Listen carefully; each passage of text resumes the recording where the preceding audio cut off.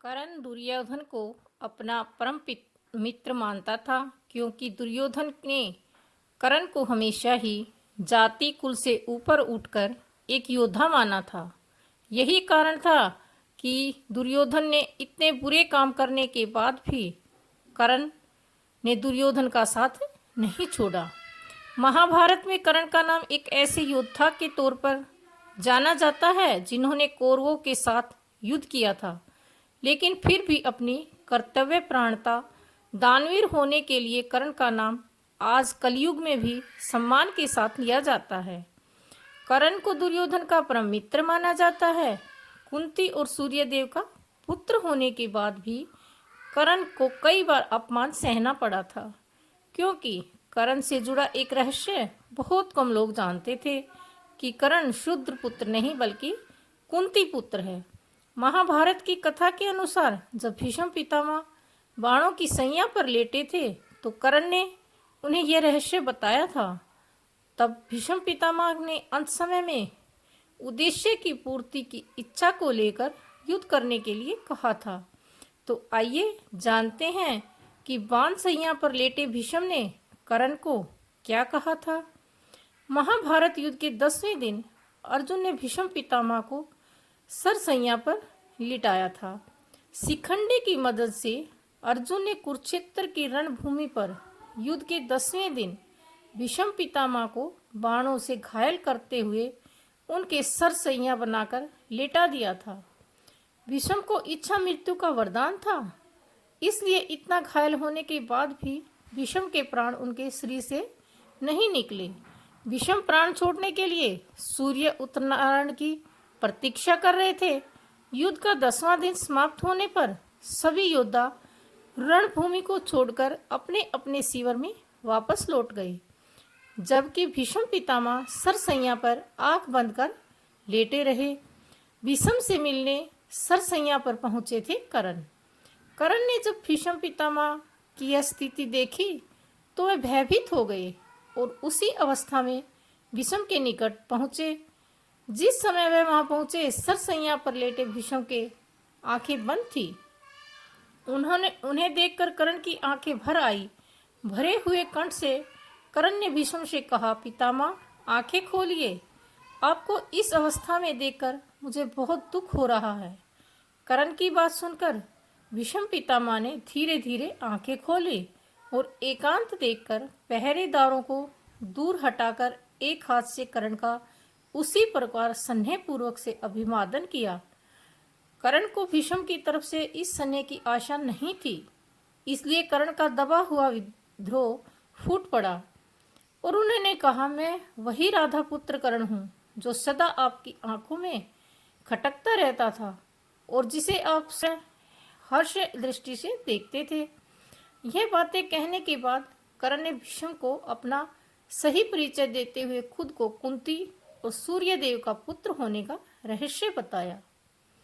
कर्ण की बात सुनकर भीष्म ने मुस्कुरा कर कहा, वत्स, तुम्हारे प्रति मेरे मन में कोई दुर्भाव नहीं है। तुम सूर्यवीर और महादानी हो। मनुष्यों में तुम्हारे समान कोई नहीं। मैं सदा अपने कुल से फूट पड़ने के डर से तुम्हें कटु शब्द सुनाता रहा। मैं जानता हूँ कि तुम कुंती के पुत्र हो। पांडव तुम्हारे सगे भाई हैं। यदि तुम मेरा प्रिय कहना मानते हो, चाहते हो, तो अपने उन भाइयों से मिल जाओ।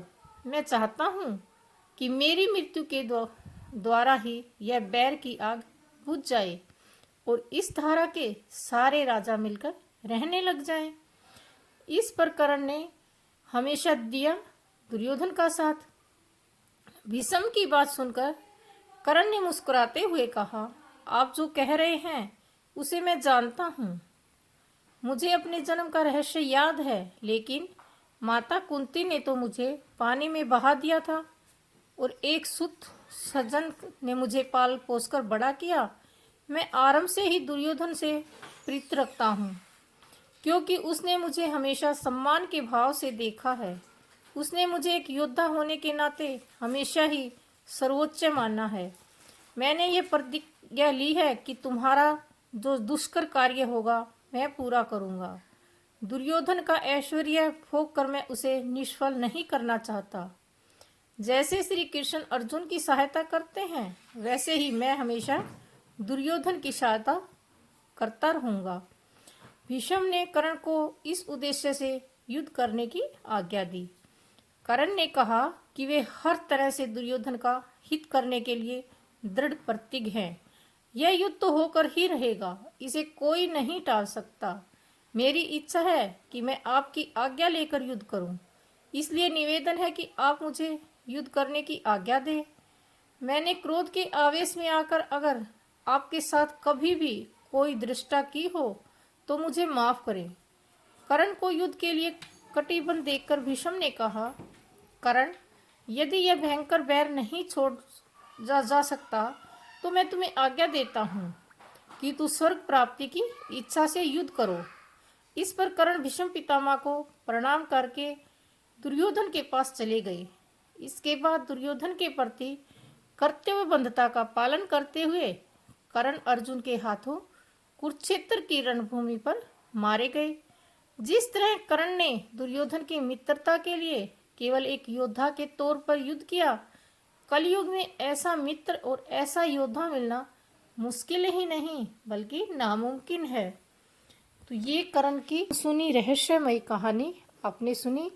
आपको कैसी लगी हमें कमेंट बॉक्स में अवश्य बताएं, और हमारी कहानी पसंद आई तो वीडियो को लाइक करें, शेयर करें और हमारे चैनल को सब्सक्राइब करें। बेल आइकन को प्रेस करना अवश्य, क्योंकि आपको आने वाली वीडियो के नोटिफिकेशन मिलते रहें।